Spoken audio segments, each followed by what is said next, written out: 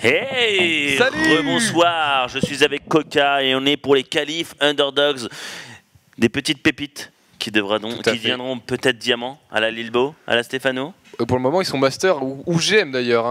Souvent GM même. C'est ça. Plupart. Donc, on a des gros joueurs, on a des très gros joueurs et on va faire un petit point bracket pour relativement voir ce qui se passe. Bien sûr, bracket.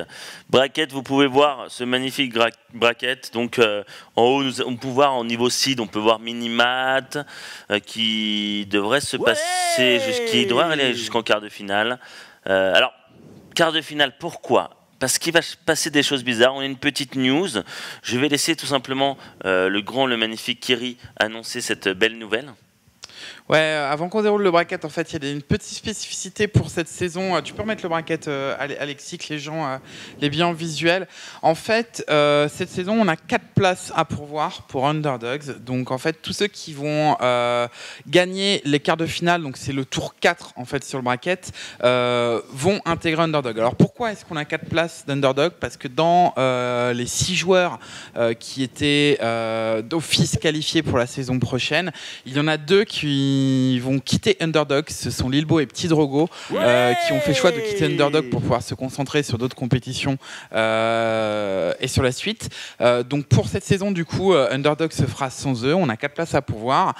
On est conscient que vous avez envie de voir Lilbo, Marinelord et Drogo. Évidemment, on a tous envie de les voir. Donc on travaille sur des produits afin de pouvoir les intégrer dans la grille de TV. Mais en attendant, du coup, on va pouvoir découvrir les nouveaux talents et tous ces espoirs à travers l'Underdog la saison de septembre. Et il y a du beau monde, hein, quand même, on peut le voir. Donc il y a Minimat qui avance. Il y a du coup, si on descend, Ino qu'on a vu avancer. Si on va plus bas, il y a un Firecake Psionic.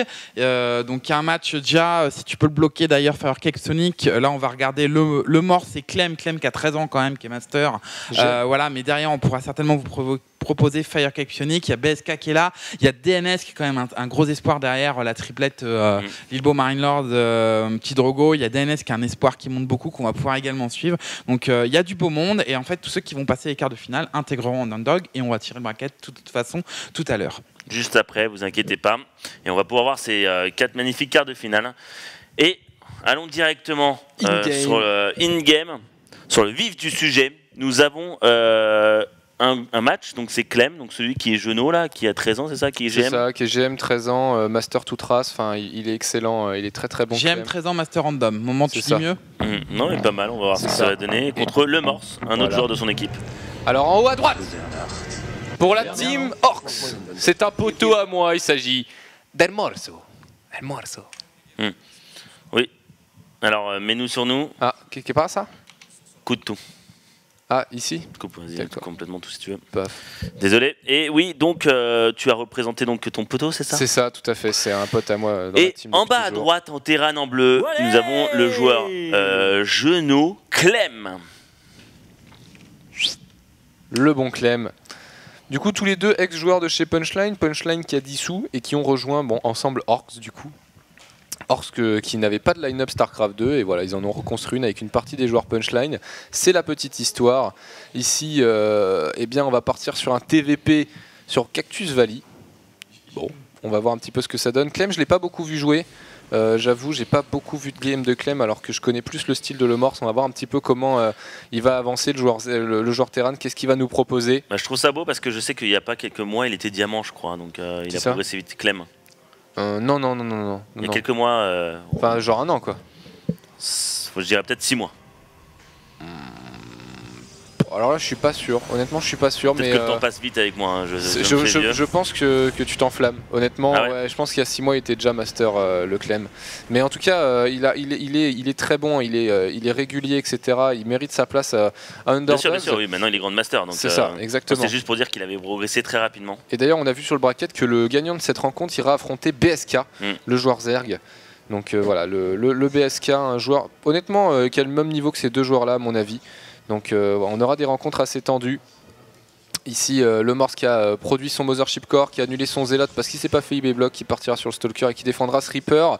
Côté Terran, on a 3 racks. Donc il a arrêté sa prise de gaz, il a diminué sa prise de gaz, le bon Clem. Il a décidé de partir directement sur double racks, un style, comme dirait Anos à la Polt, assez vieux, assez ancien, mais qui fonctionne toujours. On va partir sur un timing push, du coup, peut-être Steam Pack, ou peut-être concussif, tout est possible. Le Reaper qui map, qui a réussi à tuer déjà un probe et qui a l'information du conseil crépusculaire. Donc il a toutes les informations possibles. Donc il sait qu'il peut arriver derrière soit DT, soit Blink, mais la plupart du temps c'est surtout du Blink. C'est Blink, hein. C'est la metagame. On est dans du très classique pour l'instant, 0-0 entre les deux joueurs. On va pas partir sur des folies sur la première map. Et côté Clem, alors c'est un maraudeur qui sortira, mais avec Steam Pack, donc pas de concussive shell pour le joueur Terran. On est en train de produire CSIV, remplir tout doucement sa B2, envoyer ses mules dessus. On est sur de la metagame classique. Alors, pour vous informer en plein milieu, c'est que j'ai les informations des pourcentages en fait des gens qui peuvent se qualifier et pour la BlizzCon. Oui. Et je vois que Lilbo a 99,99% de chance de faire la BlizzCon. Donc on a toujours 0,01% quand même. Ouais, attention. Mec, arrête. Non, mais s'il y a un problème, on a le numéro de David Kim, donc on passera un petit coup de fil. Voilà, un petit billet, on claquera le budget de gaming. David Kim, il fera I don't give a damn fuck about that shit, you know, I'm working on Halo TV. Little boy, I don't know this guy. Ici. Là, par exemple, la mule qui est revenue là, dans Legacy, tu vois. Tout à fait, bah, ça c'est une demande d'Anos. C'est une demande d'Anos. Par MSN, il a envoyé un petit MP à David, il lui a dit bon écoute David, là t'as déconné, je te pardonne pour cette fois-ci, mais fais gaffe à la prochaine. Ok. T'entends bien Anos dire ça. Et après cette game, enfin après ce BO3, on fera une petite pub et juste après on va prendre toutes les vidéos de StarCraft 2, on va vous faire plaisir, des cinématiques. Parce qu'ils sont quand même stylés, quand même celui de l'OTV est vraiment méga stylé. Elle est très très belle. Donc, on vous avertit, si vous voulez voir, faire un petit, c'est comme on dit, un teasing. Pas un teasing, mais un trio, récap. Un récap, on peut dire. Genre, comme tu vois le film, tu as le film de Heroes, que je dis, Lost of the Ring. Un film. Le Seigneur des Anneaux. Oui, d'accord. Oui. Et tu regardes les 3 d'un coup. D'accord, le marathon quoi. Voilà, non, c'est pas le marathon. Ah, il y a du lag. Bon, attends, c'est bien, on est en train de raconter nos vies. Comment non, c'est pas le marathon, c'est quand je pense que tu dois connaître. Genre, tu vas au cinéma et ils disent il y a un nom là-dessus. Genre, on fait tout d'un coup. Un gros rêve. Quand ils font toute la trilogie d'un coup. Voilà, la trilogie. Je sais plus comment c'est le mot, mais voilà, on fera la trilogie de StarCraft 2. C'est parfait, c'était peut-être le mot que je cherchais. Tu caleras aussi du coup la petite PNT au milieu ou quoi ? Oui, bah bien sûr. Juste après la première. Faut se faire plaisir. Donc on fera ça juste après tout simplement et on continuera encore le tournoi, ne vous inquiétez pas, le tournoi qui s'avance de plus en plus. En parlant de tournoi d'ailleurs, on approche du tournoi sub qui sera dans un petit peu moins d'un mois maintenant. J'espère que vous êtes en train de faire chauffer vos APM, vous les abonnés, bien sûr. J'espère que vous êtes en train de vous dire bon, j'ai envie de passer au moins 2-3 rounds. Je vais aller taper les petits bronzes qui regardent au gaming. J'espère que vous êtes tous en train de vous entraîner. Ici, la game qui a repris les amis, on va retourner directement dedans. On va directement retourner in-game et on a le Morse du coup qui est parti sur une bête soutien robotique. On part sur du Colosse, la forge qui est posée sur un timing relativement normal. Ouais, pour avoir le plus rapidement. Tout à fait. Bah oui, il y a pas de. Enfin, souvent les protos aiment bien faire sans forge et ils restent sur 2 bases et ils font le timing de 3 colosses. Peut-être qu'ils peuvent le faire aussi quand même avec la forge, avec le +1, c'est quand même un peu plus fort. Clem qui vraiment joue sur la bioball, que de la bioball. Et il accumule les unités. Il accumule beaucoup d'unités, le joueur Terran ici, pendant qu'on voit des petits piafs en train de dévorer un nid comme ça, c'est très bizarre ici. Attention, non, setups, mauvais move de Le Morse ici qui donne sur la première tourelle de défense ici. Les Marines, on va en gratter un, il faut blink out. Nice. Ouais. Le Steam qui est pas encore là, qui n'a pas été lancé. Si, il l'a le Steam. Donc il pourrait estimer rapidement, mais bon voilà, tu peux blink rapidement et partir en courant. Il va y aller, il veut essayer d'agresser, donc là, très défensif Clem, parce que, alors pourquoi il a joué défensif? Parce qu'il savait pas ce qu'il pouvait lui prendre, soit beaucoup de Stalker Blink, soit DT, c'est pour ça qu'il a fait la tourelle de bunker, il n'est pas sorti.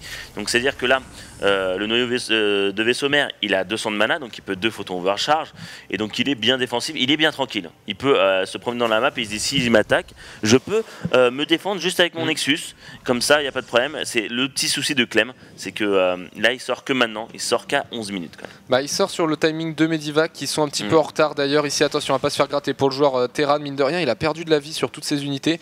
Il va pusher sur les 2 Medivac, le bouclier et sûrement le concussive shell. Bon scan de l'Ops, très bon scan de l'Ops. Il a la vision, parce que quand même, l'Ops, quand tu bouges pas, on le voit presque pas. Faut zoomer, ouais. Il a le life vif. Tout à fait, ici, attention. Alors le Protoss qui va avoir... Oula, il manque un colosse, hein, je trouve, pour le Morse ici. Attention à pas se faire bourrer. Là, ce qu'il peut, c'est qu'il peut en annuler cette B3 s'il la voit. Ouais. Ce serait une bonne idée. Oh, la bubule qui est balancée direct. Il veut faire du damage, c'est pas trop mal. Le problème, c'est que là, il peut y tenir jusqu'à la fin. Il n'y a qu'un seul colosse. Et là, derrière, il va le voir avec son Medivac. Voilà, très intelligent de sa part de Clem qui va voir cette B3 et dit: ah, cette B3 n'est pas finie. Ah, pourquoi pas détruire cette B3. Ouais, après le Morse qui a une très bonne vision de map, il a une probe milieu de map, il a ici sur le chemin pour mener à la B3, il a des petits pylônes qui pourront l'alerter si jamais Clem essaye un passement de jambes. Et là maintenant il a ses 2 colosses, il a toujours une photo overcharge en stock, le Nexus qui sera sûrement terminé le temps que Clem y aille. Le proto c'est bien là. C'est fou parce que comme tu dis, le probe là depuis tout à l'heure il voit les troupes Terran passer à côté, il passe à côté, il dit ok tu vas monter, tu vas aller à gauche, je vais me positionner, je serai déjà prêt. Et ça, cette probe elle est vraiment fatidique, hein. Il voit exactement où va Clem quoi. Et ça c'est important pour Clem de le tuer, sinon il saura toujours où il se passe alors qu'il aura même pas besoin d'ops, tu vois. Il dit ah ok tu veux m'attaquer sur la B2, je me positionne, pas de problème. Oh attention, oula il a rempli tous les Medivac, attention hein, c'est dangereux ici les Medivac qu'on faille se faire blinkin, mais ça va, c'est géré de la part de Clem. Oh la petite mine, il n'y a pas d'ops, il a pas d'ops pour le Morse. Ah la probe qui va en fait tomber. Là il va comprendre, ah d'accord, c'est pour ça qu'il sait exactement où j'attaque. Voilà, donc là au moins il a tué le point important, le probe qui faisait la game. Et là c'est parti, il va agresser. Morse qui agresse, qui est pas trop mal parce qu'il a tué déjà 3 maraudeurs, 2 marines. Ouais, attention par contre, là on est en train de charger les Medivac, ça va booster et ça va être très rapide pour le joueur Terran d'arriver dans la B2 ici, il est vu par l'Ops, il faut warper des unités, il faut blinker, ok c'est bon, le Morse qui sera en position de défendre. Et là, Clem qui tente des bons moves, qui tente des très bons moves d'armée. Par contre, attention, là c'est risqué, c'est très risqué ce qu'il fait.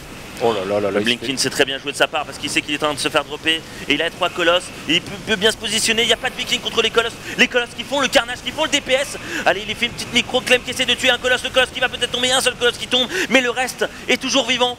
Blinkin, très bien joué de la part de le Morse qui fait la différence avec, avec ses colosses. Et le problème, c'est que Clem peut faire son style Marou, mais Marou, il faut vraiment une très belle micro, il faut faire du dégât au début. Et là il y a les... Ouh là, attention les mines. Okay, les mines qui ont bien tapé, les mines qui ont très bien tapé. Maintenant il n'y a pas de pylône pour le moment pour le joueur Protoss ici. Il ne pourra pas vraiment continuer à agresser. Des civils qui sont pull pour nettoyer, pour réparer ce bunker. Attention, ça manque de trous pour le joueur Terran. Très bonne bubule ici. Ouais, non, c'est les 2 bubules qui sont bien positionnés. Il a tué tous ses SCV. Derrière, il tue les maraudeurs. Et là, il y a toujours ces 2 colosses. Les 2 colosses qui font le DPS. Hein. Ouais. Genre, il aurait eu au moins 5-6 Vikings, ça aurait été bon. Et là, il y a toujours ces 2 colosses qui font. Allez, je passe par ici. Ici, c'est papa et maman. Et mes enfants, tu peux faire le carnage. On a 15 kills pour papa.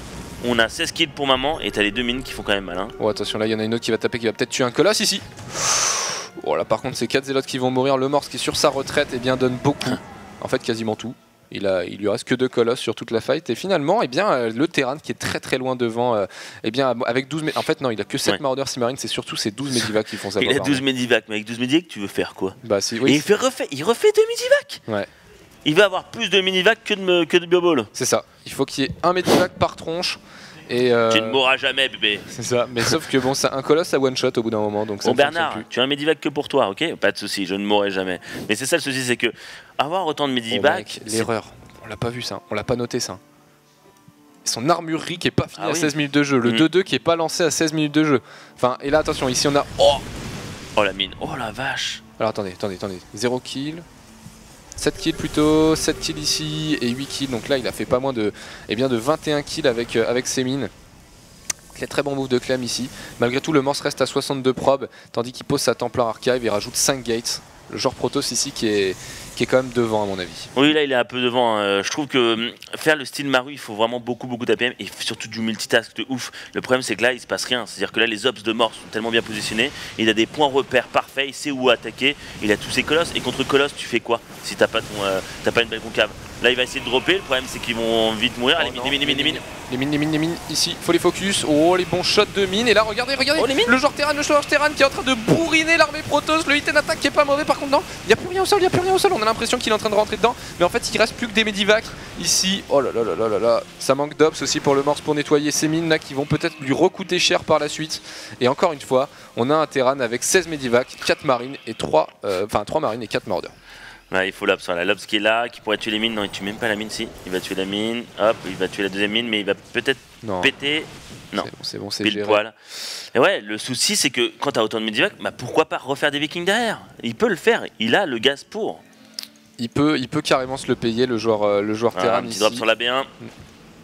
Un petit peu de multitask de la part du Proto, c'est pas mal parce que le Morse dit regarde, j'ai des Zealots sur ta B1, ça veut dire que tu n'auras rien devant ta base et je pourrai attaquer avec mes troupes sur devant ta base, donc tu pourras pas gérer ta B1 et devant, donc tu vas être confronté à un choix, le choix qui a été en fait fait par le Protoss qui n'y va pas.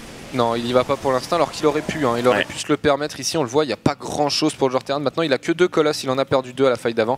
Et le Stalker, disons-le, c'est pas une très bonne unité. Autant tempo sur ta Storm. Et ici Sanctuaire Noir posé de la part de Lemorse dans un bon timing. Juste après la charge, c'est très bien vu. Et là le souci c'est qu'il reste trop sur les Stalkers et il a besoin de Zealot en fait, Zealot Speed, ce serait une bonne idée. Et en fait non, il préfère rester sur Colosse Stalker alors qu'en macro game les Stalkers ne sont pas si énormes que ça. Oh attention, le Warp Prism ici, le Warp Prism qui va s'en sortir, il sacrifie les 4 Zealots pour le sauver, c'est bien fait de la part du joueur Protoss ici. Il va falloir backer, il va falloir venir défendre. Combien de Medivac mec? 16 Medivac, c'est incroyable. Et il en fait 2 encore. Oh allez hop, c'est l'armée Medivac mon gars. C'est la troupe des Medivac ici, attention les achetés qui n'ont pas encore la Storm qui va se terminer dans quelques secondes. Attention le Morse, il faut temporiser, ne t'emballe pas ici, le joueur Terran qui va dropper peut-être quelques unités sur... Oh non mais mec, t'as beau avoir des Medivac, si t'as pas de troupes pour taper, ça ne fonctionne pas. Attends mais il heal tellement, regarde, ça fait que heal. Un Medivac par unité, allez tu ne meurs pas, tu peux avancer bébé, je te heal comme... Oh mais c'est ouf.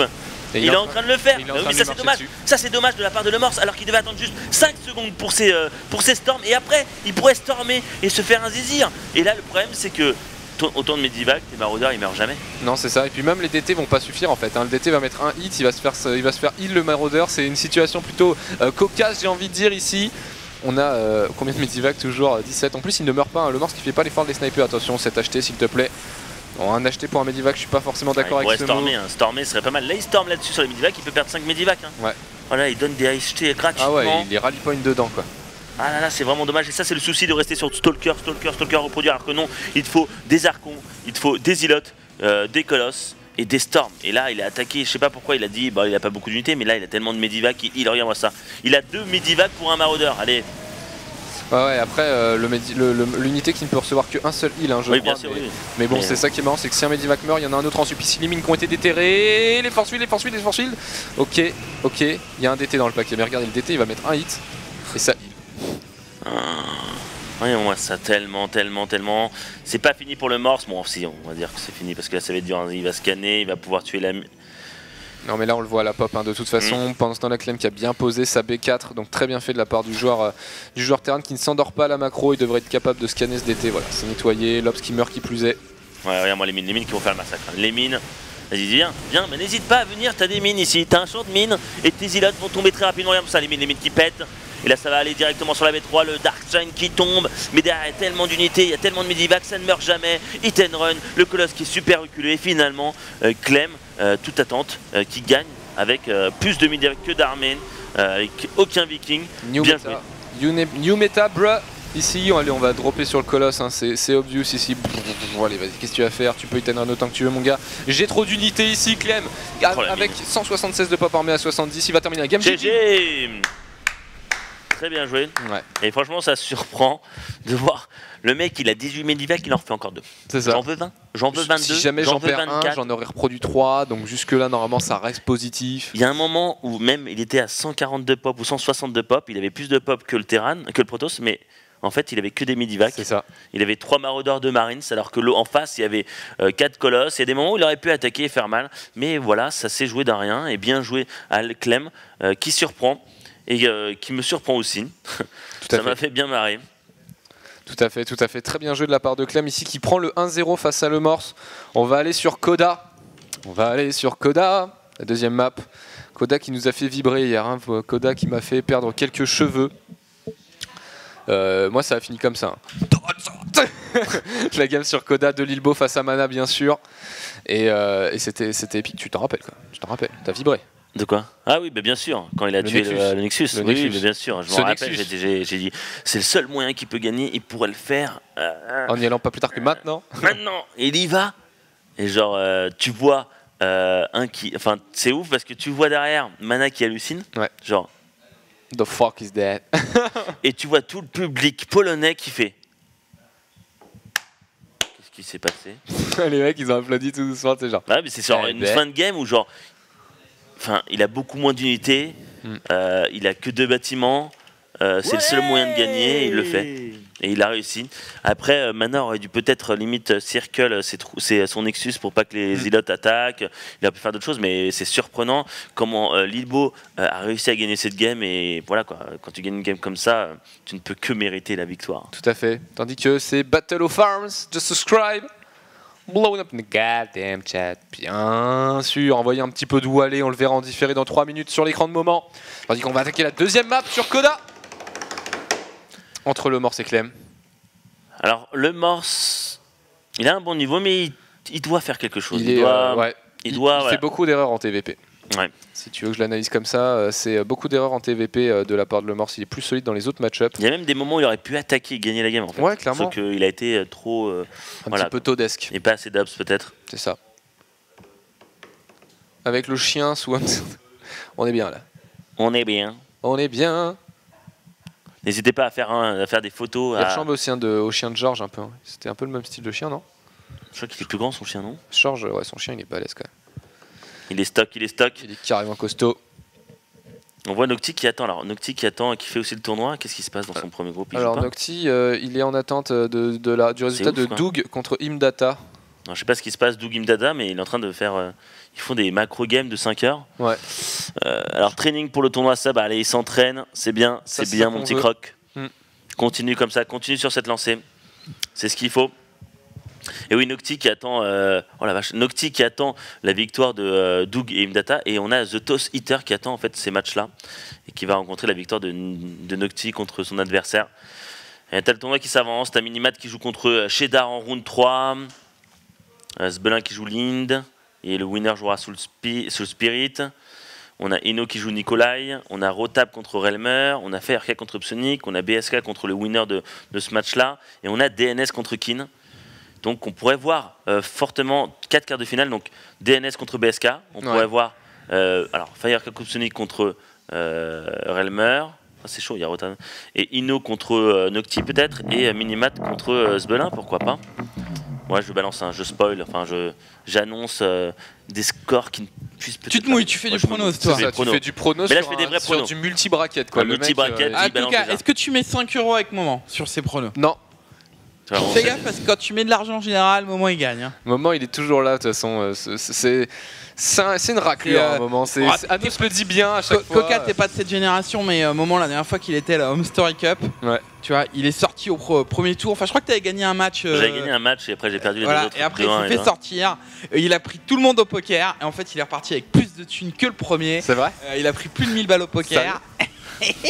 Stardust, tout le monde. Et du coup, quand t'es dans les lobbies, que t'as Moment avec Stardust, t'as Stardust qui est avec Moment. Moment, I want my money. Give me my money. Et MC aussi qui me dit vas-y go poker, go coin flip, go. Et du coup depuis Moment on n'est plus invité à la Home Story Cup. Voilà la morale. C'est pour ça. Non mais il m'invite encore. Il m'invite. Le problème c'est qu'il y a un moment où il m'a invité et j'étais à la DreamHack et il y a des trucs comme ça. Non, il veut toujours m'inviter. Mais après le truc c'est que bon j'ai plus trop le niveau du top inter et pourquoi y aller pour se faire massacrer. Après, je pourrais y aller. Oui mais je pourrais y aller juste en tant que Hops, tu vois, en tant que Yai parce qu'il m'invite souvent, mais ça me donne aussi envie de jouer et tout, mais bon. C'est un petit peu l'amour propre du professionnel quoi. Ouais. Allez ici les amis, on est sur Koda à gauche de la map pour la team Orcs, il s'agit de Molomorse. Ton poteau. C'est mon poteau. Faut savoir qu'il a quand même été dans ma team pendant 1 an et demi, hein, donc bon voilà, c'est un très très bon pote. Et en bas à droite, le jeuneau qui fait plus de minivac que de troupes, c'est Clem. Tandis qu'on a entendu un petit fantasy. El Fantasy. Ah. Le est arrive juste pour le blown up. À environ 2h55 dans le replay, quart de finale, on y voit le mec de chez Blizzard qui a annoncé la bêta. Il tient une affiche You can do it Lilbo. Ah bon? Ah ouais, d'accord. Oui, parce que même à un moment, celui qui avait annoncé, c'est genre, il a eu quand même les couilles, il était devant le public polonais et il dit Baguette Lilbo. Ouais. Ça, genre, devant tout le monde. Tu vois, le public polonais, mec, il a été franchement super propre. Oui, bien sûr. Il n'y a pas eu de sifflet, il n'y a que eu des applaudissements et toujours un petit peu plus pour Mana, mais franchement, c'est logique, normal. Ils ont été propres avec tous les joueurs présents sur place. Franchement, j'ai été impressionné par le public polonais et c'est ça l'e-sport aussi, moment, tu vois, c'est pas le foot. Ah, le clash gratuit, excusez-moi. Non, mais c'est beau, c'est beau. J'ai pas le droit de dire ça ici, attention. Bien sûr, tu vas te faire, dans 3 minutes, tu vas avoir des coups d'appel. Je vais me faire assassiner par des fans du PSG. Quoi là. Tu parles de ça? Mais attends, mec, il va... Oh, triste histoire. Le Morse qui s'est débarrassé du SCV et qui plus est, il a annulé pile poil son Zealot, donc il a même pas produit le Zealot, il va perdre une probe en échange. Ouais, mais là c'est dommage parce que là Clem aurait pu faire la différence, il aurait pu juste balancer un Injury Block ou n'importe quoi pour que le Reaper arrive et empêche le Morse de prendre Nexus tout de suite. Allez, attention ici, le Reaper qui va revenir embêter, on va lui mettre un petit coup de taser, c'est bien micro de la part du joueur Protoss pour l'instant. Allez, faut la rebaquer, faut la redescendre, très bien fait pour l'instant. Il va redonner une probe, Clem qui a une très bonne micro Reaper je trouve mine de rien, et le Morse qui est un peu plus approximatif dans sa défense. Pendant ce temps là, le joueur Terran lui part sur une factory. Une factory va nous partir sûrement sur du drop mine, très fort sur cette map, le drop mine. Je le recommande à tous les joueurs Terran contre Protoss. Oui, un drop mine, un petit multitask, limite je drop et en même temps... Mais non, je peux même faire un ascenseur, mais souvent ils aiment bien faire un petit drop de mine, tout simplement, 2 mines et pas de Marines. Ouais, 2 mines B1 et puis les autres Marines dans la B2, et tu essayes de choper quelques trucs, si jamais il y a une photo en recharge, tu back, t'as rien perdu. Non, c'est très intéressant ici, le Morse qui est en train de nouveau partir sur un conseil crépusculaire dans la B1. Et pendant ce temps-là, le spatioport qui est posé. Ah non, ça sera Elion. Ça sera Elion. Ouh, double mine. Attends. The fuck? Ok, double mine. Ouais, double mine. Drop la mine. Intéressant, il va dropper 4 mines alors du coup. Ici, attention, le Reaper qui va revenir faire peut-être un kill. Allez, faut le surround. Et il a l'information en plus. Clem qui prend l'information du conseil crépusculaire. 3 probes. Il dit ok, je tue 3 probes et en plus je vois le conseil crépusculaire bien caché derrière. Et en plus c'est un beau wall quand même de la part de Le Morse. Hein. Il n'y a qu'un petit trou, c'est entre le gaz et le minerai, sinon tu passes pas. Ouais, c'est dommage, hein, il a pas réussi à surround avec ses probes ici. On entend un Wallé, c'est Kmitaz qui rejoint la road to put. Merci à toi Kmitaz. Tu rocks mon gars, et t'es bientôt mais je crois que t'es presque le 2200ème, non? Il manque peut-être 1 ou 2 subs pour arriver à 2200. Ça serait sexy. Ouais, c'est à combien? C'est à 2250 le tournoi? Le GSL 2, tout à fait. Là où les vrais joueurs vont pouvoir jouer? C'est ça, là où en fait je vais pouvoir défoncer des mecs comme Pouilleux, des mecs comme Anos, des mecs comme Ponf. Imre, Funka. Et après tu t'arrêtes là? Non, mais alors toi, tu vois, t'es le seul qui me fait un peu peur. Les autres, je vais tous vous défoncer. Je vais tous les défoncer. Sauf moi, c'est beau. Au moins quelqu'un qui non, allez, honnêtement, il y a toi et Pouilleux qui me fait peur. Voilà, merci. Voilà, au moins c'est dit. Parce que je sais pas jouer contre Zerg. Voilà, mais sinon, les autres, je vais les défoncer. Ça va être un carnage. Parce qu'il y en a un qui a Anos qui dit ouais, je viendrai te défoncer que 5-0. Moi, Anos qui commence par mettre 3-0 à Ponf, tu vois. Et ensuite, il pourra parler de te battre. Tu vois, ah, Ponf. Le bon Anos, bien sûr, tu sais, qui avait trimé contre Ponf. Enfin, disons-le, il avait utilisé son archonte pour battre. Mais il avait tout dépensé. Il avait tout dépensé pour battre. Bref, parlons dans cette game parce qu'Anos, voilà. On le connaît tous. Il a déçu, il a déçu. Et c'est parti, drop 4 mines. Il a décidé de faire 4 mines et je trouve ça fortement intéressant parce qu'il n'y a pas encore l'Ops. Il y a la robot qui se finit, mais il pourrait les mettre 2 sur le B1, 2 sur la B2, limite même 1 sur la B2, 1 entre la B1 et la B2, ce serait surprenant. Allez, attention ici, 2 mines ici, dans la B1, dans la B2, pardon, excusez-moi, ça va bien péter. Bam. Et la deuxième, tandis qu'ici ça va dropper dans la B1, on est bien attendu. Allez, ça bureau les mines. Oh, faut être actif le Morse, faut être actif. Il peut... Oh, un stalker. Très bien fait. Et regardez, on est à 2199. Qui va être le prochain sub, tandis qu'on a entendu un petit fantasy. La patate lyonnaise. Bisous à vous, bonne continuation, merci pour toutes ces heures de distraction. Allez, qu'il écrit version espagnole. Olé d'où? Peut-être version olé. Olé. Ah, vous connaissez la blague du chocolat olé ou pas? Vas-y. T'en as pas entendu? Non, c'est pas, je dois pas le dire, c'est juste je crois que c'est Jean Bernard. Ouais. C'est Jojo Bernard, voilà. Jojo Bernard. Ah mais oui, bien sûr, mais oui, je l'ai vu le sketch. Tu l'as vu, ce sketch, hein. Ouais, non, il m'a vraiment fait marrer parce que c'est la première fois. Alors moi je suis espagnol, tu vois. C'est la première fois qu'on me sort cette blague. Attention, on redrop sur la B2. On redrop, on veut faire mal. Attention, il peut le faire. S'il vise bien. Oh non, il a pas visé avec son. Oh, il aurait pu viser avec son deuxième à droite. et faire un carnage sur les probes. Et mec, le Morse qui a très très bien géré le truc parce qu'il se faisait dropper en même temps la B1. Ouais. En fait, t'étais sur le drop B2 et moi j'étais sur le drop B1. Et finalement, il y a eu aucun kill. Oui, on a entendu un suce babite dans l'oreille, le Morse. Je sais pas de qui ça venait. Il y a des fripouilles dans cette caverne et le Morse qui défend très très bien pour l'instant. Il n'a perdu que, j'ai envie de dire, 6 probes sur pas moins de 4 mines, dont certaines sauvées. Enfin bref, très bien fait de la part du joueur Protoss qui du coup part sur un +1 d'attaque. Oh mec, il a perdu un stalker là-dessus, c'est un peu triste. Les mines qui empêchent le Protoss de sortir.